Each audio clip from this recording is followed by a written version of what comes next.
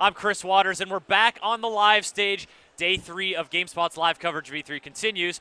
Now, we're getting into some Dying Light. Joining me is Maciej, the lead game designer from Techland. We're going to be playing some Dying Light, talking about it, and you guys have been showing this off to a lot of folks here at E3, and people actually been getting to play it. Oh, yeah. So we have a press demo, which focuses, on the previous demos, we would focus on, showing what the game is all about, the day and night cycle. This time around, we're focusing on the player progression. How can you develop your character, and how does that actually influence the choices that you make in the game? Because depending on which abilities you decide to unlock, you will have to tackle the game differently. Yeah, and let me just say, I'm so super excited to be here. It's absolutely awesome. We're really glad to have you on stage here. Oh, I mean, thank you for it's having so fun me. to like just sort of like bask in the energy of E3, and especially when you have a game that people are getting excited about to show off. That must be excellent. Yeah. Now, Dying Light, you talk about player progression and the choices players will make in terms of customizing their character. Give us an idea of the range of sort of gameplay that you can cover in terms of the customization, because you have the parkour, you have the zombie killing, you have the environmental manipulation. And there's crafting. so much in play here. Yeah, yeah. So just considering the character, we have 2 basic proficiencies, so agility and strength. And the way you develop your character is by doing. So you want to get better at agility, that means you have to run, you have to jump, you have to slide, and whatnot. You want to get better at strength, that means combat. That means a lot of broken bones and smashed skulls and cut off limbs, a lot of blood gushing. And so if you accumulate enough of experience in each proficiency, you level up. And of course, you get to be stronger, faster. But the most important part is you get to unlock these really cool abilities. And we really think about them as game changers. We have about 50 of them. And that's a lot of game changing. Well, oh yeah. Well, depending on which type of... that depends how you want to play the game. We really want to be the players to be able to say, okay, this is how I want to play the game. And we give you all the toys so you can do it the way you want to do it. So, for example, you might be the person who doesn't really feel like fighting. So, yeah, if in real life, when zombies show up, I wouldn't grab a thing and smash them. No, I would be running away really fast. Yeah, see you later. Yeah, so, for example, you can unlock number of abilities that if you get in trouble, you can, slide full speed under stuff. You can jump off them. Be able to dodge them, throw them away. On the other hand, you might just feel like, no, I'm feeling confident about just killing stuff. Yep. So there you go. You go special kind of attacks, stabs, 360s, and there's so much stuff. Well, and we'll be able to see some of that in that demo. All right, well, let's get right into it. We got a chunk of gameplay demo that someone's going to be playing in the back. And it says Old Town here on the screen. Set the stage for us. Where is this located? And actually, we had a question come in over Twitter earlier about that. I'm going to look it up. You set the stage for us. All right. So this is actually a part of the game that we've never shown before. This E3, this is the first time we're showing it.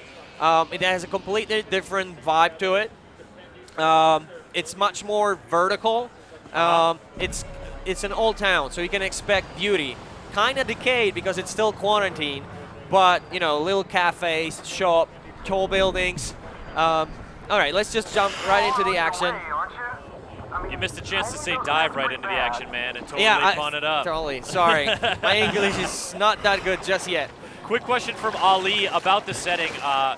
It's Haran is the name of the place? Yes. And is this based off of real Istanbul? Yeah, Istanbul was one of our references. Yeah. We really think that, a city at the brink of West and East has a true unique flavor. It feels really fresh for the video game. So yeah, that was one of the biggest references that we had. Influences. So yeah, here again, I don't know if you noticed, we brought our crafted weapons with us. This is something very. That's not a straight off the shelf spike bat murder weapon. Yeah, I would call it a classic. It's very simple, but effective. So yeah. Let's try. Perhaps we could see, ripping. You can actually rip pieces of meat right off them. Oh, and if you aim it just right, that was bones. just broke the bone? Yes. It's a little like echoes of Mortal Kombat. Oh, Yeah, so that was actually a combo. Yeah. So that was 2 abilities. First one was jumping right off them. Running on their heads and yes, shoulders. and while you launch yourself, you can combo it with an aerial attack when you smash them right through. That's another thing.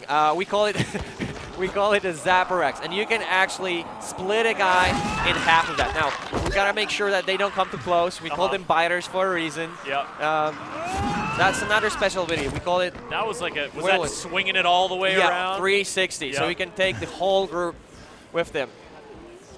Okay. So maybe. now that go ahead.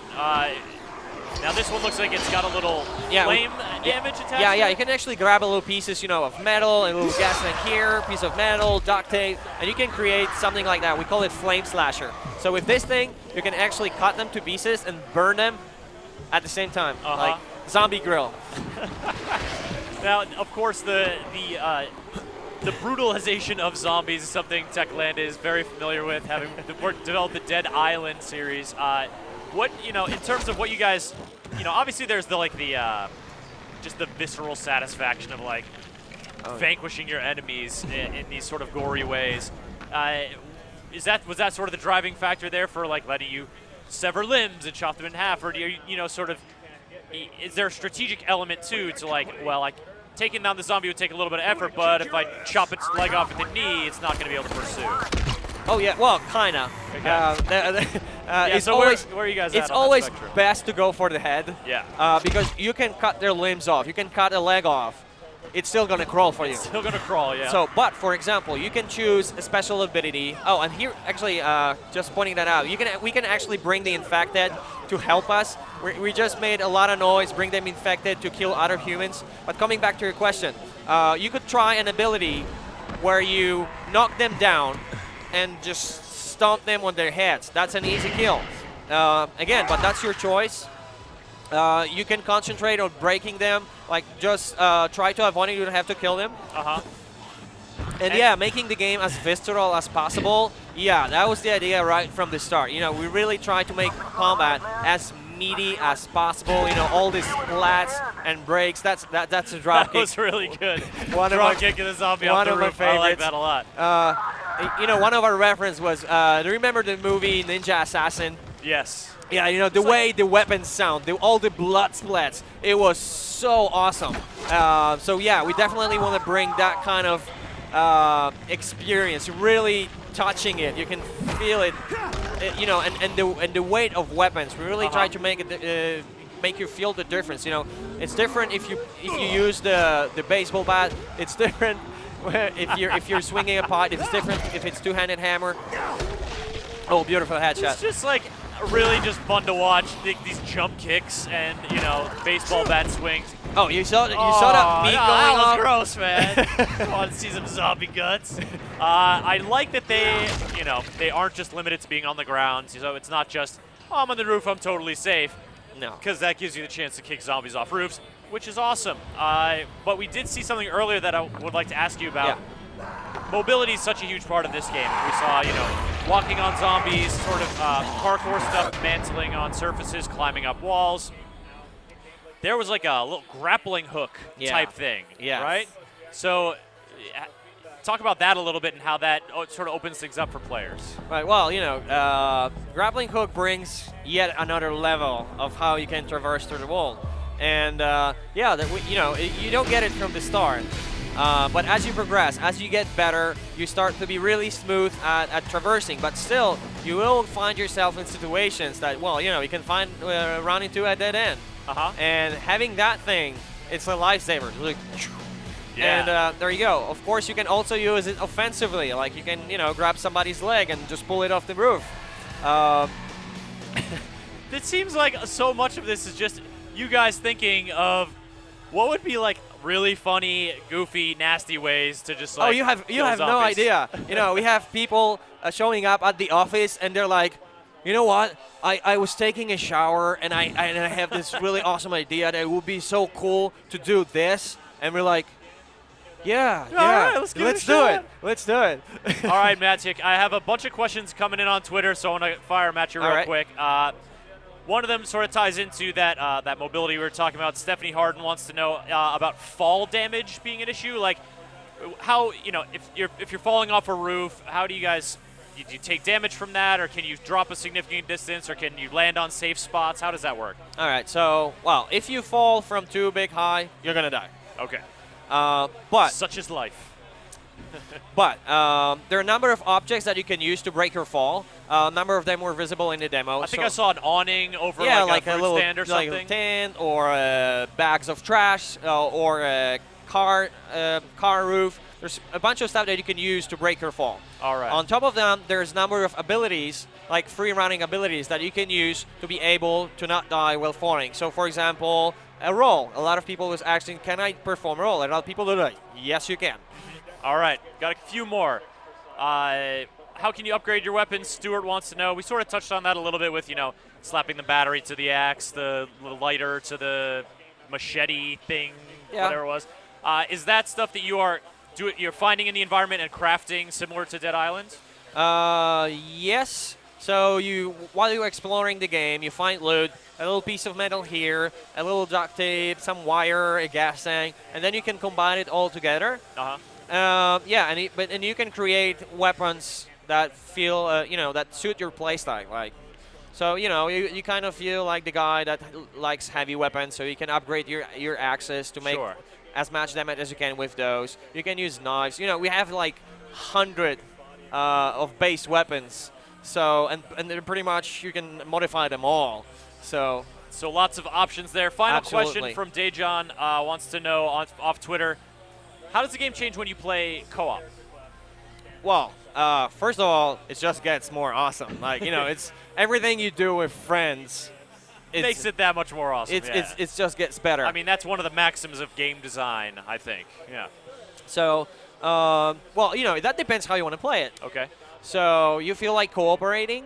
That's good. You can, try completing missions together. You're going to actually help each other. For in night situations, the infected are attracted to noise. So you could, let's say we play together. You can grab a machete, start banging it at the door, lure the infected from one place to another, and then we can sneak together around it. Or maybe we feel more like, let's bring them here. I'm going to be the bait, and you drop the bomb or something. Then we might say, you know what, we're going to take these two side quests. I'm going to finish this one. You're going to finish this one, and then we'll meet somewhere else. Very cool. And on top of that, we have our pre-order incentive. This is the mode that we call Beat a Zombie. And that's pretty much what it says. You get to play as this super infected. And what's cool about it is you get to join other people's games. Like, when they're playing, they're just regular game as humans. And then you show up. And you come after them. Yes. As your nasty zombie self. Absolutely. All right, so that's a pre-order bonus? Yes. And so pre-orders are open now, but when is the game coming out? Dying Light is coming out in February 2015. And it's going to be on next-gen consoles? Or pretty much everything. Consoles? So 360, PS3, Xbox One, PS4, and PC. Excellent. Maciej, thank you so much for coming on stage. Thank you very much for having me. That's a lot of fun, man. Looking forward to it.